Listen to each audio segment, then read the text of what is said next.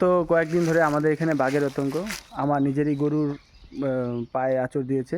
আর তাই আমরা একটু বাঘের সন্ধানে এইসব ঝোপঝাড়ের জঙ্গলের মধ্যে খুঁজে বেড়াচ্ছি, যদি কোনো সন্ধান পাই। আমার সাথে আছে দেবাশিস আর আছে বাবাই। তো চলো দেখি আমরা যদি কিছু পাই কি পাই না। দেখা হচ্ছে পরে, বাই। এই তো বাঘের খোঁজে এখন বাবাই দেওয়ালে উঠলো, দেওয়াল পার করবে। দেবাশিস সামনের দিকে যাচ্ছে ওই বিরান ঘরেগুলোর মধ্যে। ওপারে গিয়ে দেখি যদি কিছু পাওয়া যায়।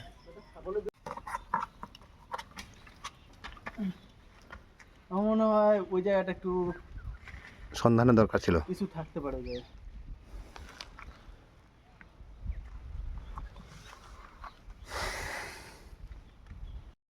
তো আমরা এখন একটা উঁচু উঁচু স্থানে দাঁড়িয়ে আছি। গত রাতে এখান থেকে বাঘটি এই পথ ধরে যাতায়াত করেছিল। আমরা তাই এখানে অপেক্ষা করছি যদি বাঘটিকে দেখা যায়।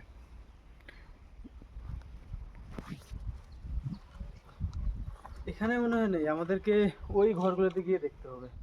এখানে তো কিছু পেলাম না, দেখা যাক যদি ওদিকে কিছু পাই। চলো।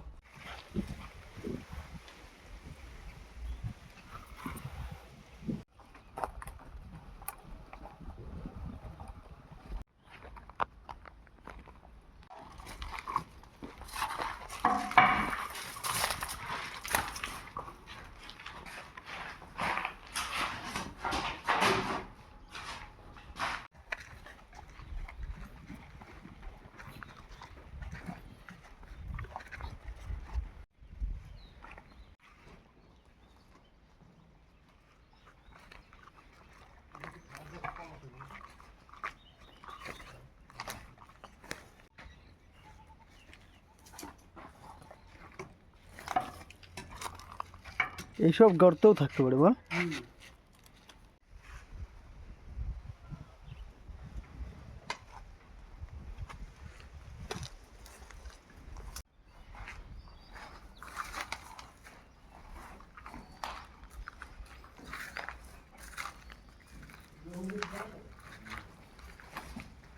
বেলায় আমরা তো সেরকম কিছু পেলাম না।